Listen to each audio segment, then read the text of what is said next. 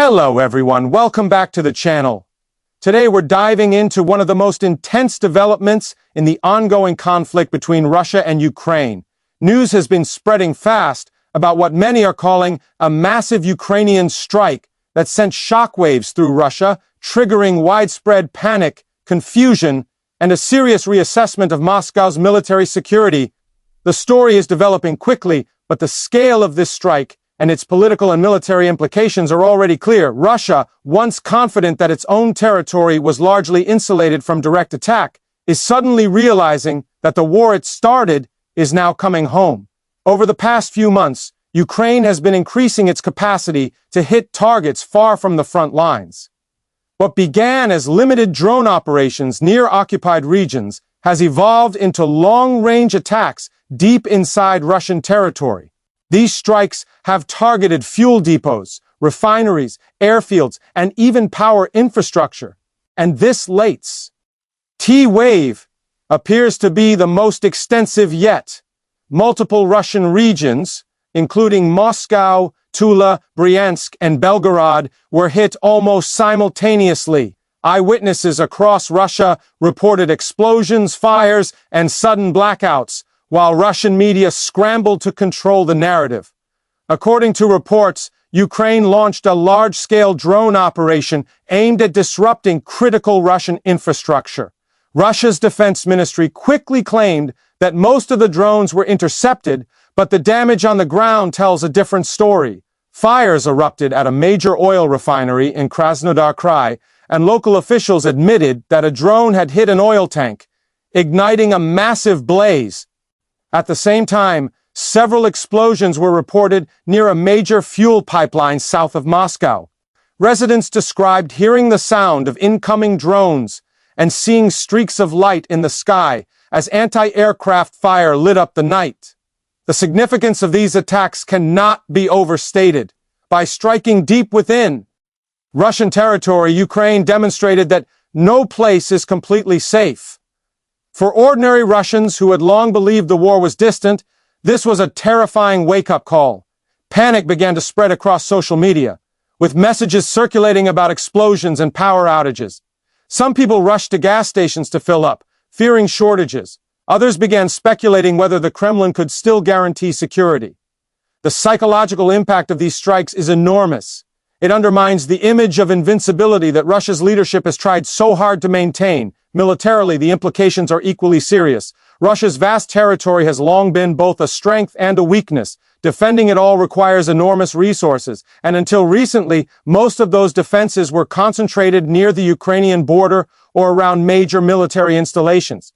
Now, with Ukraine showing it can hit targets hundreds of kilometers away, Moscow has to spread its defenses thinner. That means fewer interceptors, fewer radar systems, and less capacity to protect critical frontline logistics. Every drone Ukraine sends forces Russia to spend missiles, fuel, and manpower. Each interception costs far more than the drone itself, creating a war of attrition that favors Ukraine's asymmetric tactics. Reports also suggest that Russia is now redeploying air defense units from occupied territories back to key cities inside Russia. That could have consequences for the front lines, where Ukrainian forces are trying to maintain pressure along several sectors.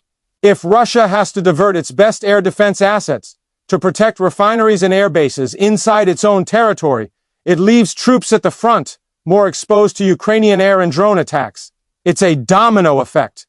The more Ukraine strikes deep, the more stretched Russia becomes. Economically, the strike's timing is also crucial. Russia's wartime economy is already under strain from sanctions and the cost of sustaining its military campa. IGN. Hitting oil infrastructure directly threatens one of the few sectors still generating significant export revenue. A refinery fire or a pipeline disruption doesn't just hurt logistics, it cuts into the state's income and tax base. If several such strikes happen in close succession, it could have a noticeable impact on fuel supply, domestic prices, and even exports. Some Russian analysts have already warned that if drone attacks continue at this rate, fuel prices will rise, causing frustration among the public. That's the kind of domestic tension the Kremlin fears most. Inside Russia, reactions have been mixed. State-controlled media outlets initially downplayed the events, focusing on claims that all drones were intercepted. However, videos posted online tell another story. Footage of burning oil tanks, emergency sirens, and power outages quickly went viral. On Russian messaging platforms, users complained about the lack of transparency and expressed anger that the government could not prevent such attacks. In Moscow, rumors spread that air defenses were being reinforced around government buildings. Some reports even suggested that police and emergency services were ordered to increase readiness in case of more strikes. The sense of panic is not just emotional, it's also strategic. Russian commanders now have to rethink logistics routes and depot placements. Moving fuel, ammunition, and supplies has become riskier. The once secure hubs behind the front lines are now potential targets. That means longer routes, slower delivery, and higher costs. In war, logistics are everything, and when those lines are disrupted, it ripples across the entire battlefield. For Ukraine, this strike represents both a morale boost and a demonstration of growing capability. It shows not only technical progress in drone and intelligence operations, but also a sophisticated understanding of Russia's vulnerabilities. By hitting energy infrastructure, Ukraine is targeting the arteries that keep Russia's war machine running. Every refinery damaged, every pipeline disrupted, every blackout caused reduces Russia's ability to fuel tanks, aircraft, and transport. The message is clear. Ukraine can hit where it hurts most. Internationally, the reactions have been cautious but telling. Western governments officially maintain that they do not encourage Ukraine to strike inside Russia. However, analysts note that Kyiv's ability to conduct such operations suggests growing support in terms of intelligence sharing and technology. Some countries have been providing Ukraine with drone components and guidance, allowing Kyiv to innovate with domestic production. These long-range drones are relatively inexpensive, hard to intercept, and increasingly accurate. They're a perfect weapon for a country trying to offset the advantages of a larger adversary. For Russia, this new reality is deeply unsettling.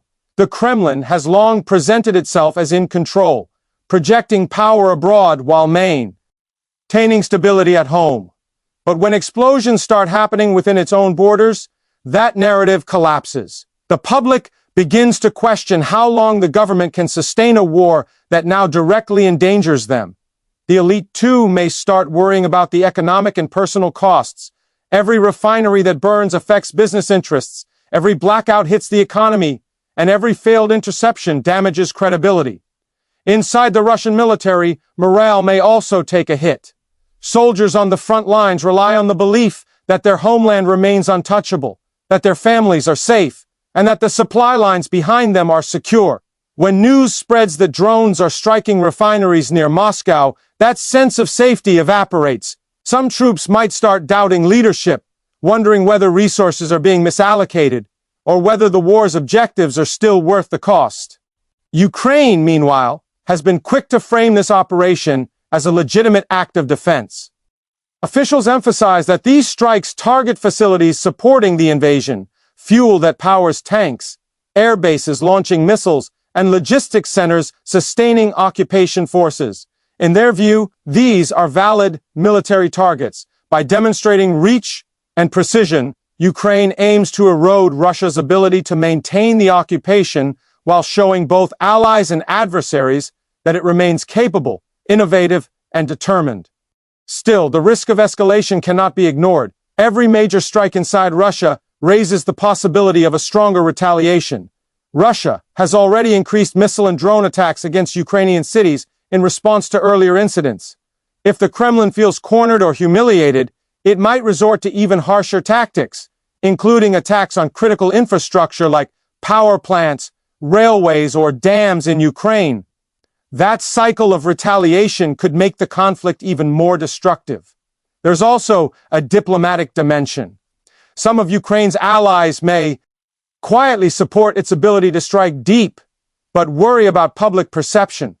Western governments prefer to keep the war contained, fearing that strikes inside Russia could be used by the Kremlin to justify escalation or to rally domestic support. That's why Kyiv often avoids directly claiming responsibility for such attacks, even when evidence points clearly to Ukrainian involvement. Strategic ambiguity allows Ukraine to maintain plausible deniability while reaping the operational benefits. The broader lesson here is that modern warfare has changed.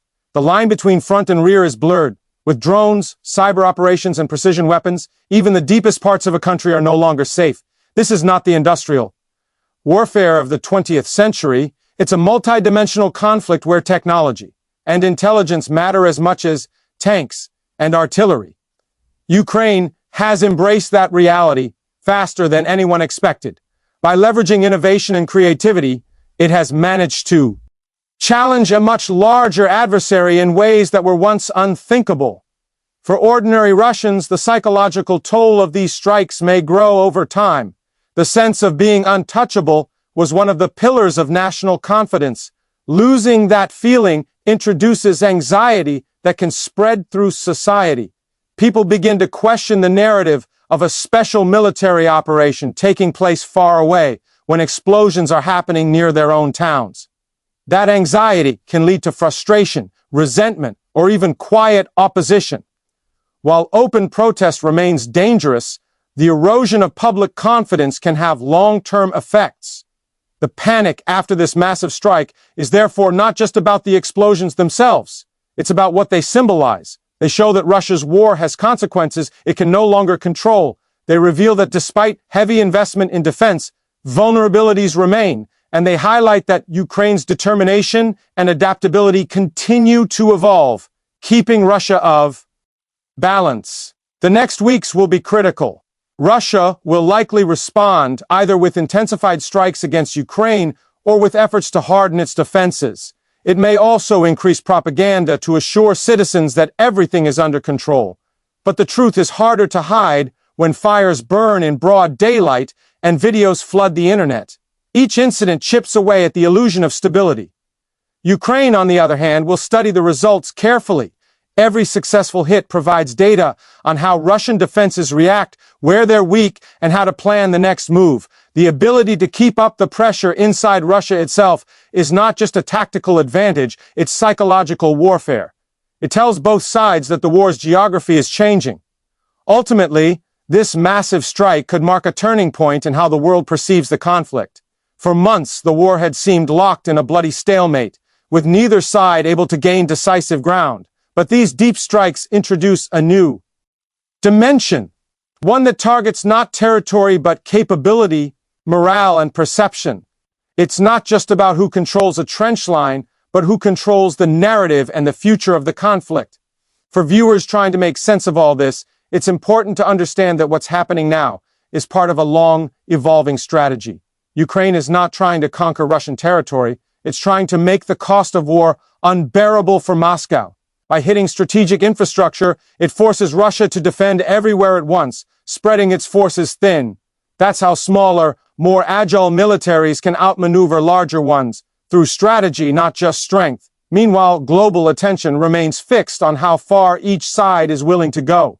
If Ukraine continues this pattern, and if Russia's internal panic deepens, we could see new dynamics emerge, possibly diplomatic pressure, possibly further escalation. Either way, this moment shows that the balance of fear is shifting.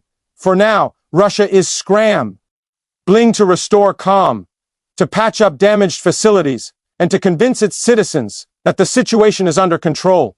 But the fear lingers. Once a population realizes that war is no longer far away, confidence doesn't easily return. The Kremlin can repair pipelines and refineries, but rebuilding trust takes far longer. Ukraine, for its part, has shown remarkable resilience and ingenuity. From the early days of the war to now, it has adapted constantly, using technology, intelligence, and determination to offset Russia's size and resources. This strike is another example of that adaptability. It's a message not just to Moscow but to the world, that Ukraine remains unbroken and that the fight continues on its own terms. As this story unfolds, it's clear that both sides are entering a new phase, one where distance no longer guarantees safety and where technology, strategy, and morale are as decisive as firepower. The panic in Russia after Ukraine's massive strike is not just a reaction to explosions It's a sign that the foundations of the war are shifting. The coming months will show whether that shift becomes permanent. Thank you all for watching. If you found this analysis insightful, don't forget to like, share, and subscribe for more updates. Stay tuned as we continue to follow this unfolding situation and bring you clear, fact-based breakdowns of what's really happening behind the headlines.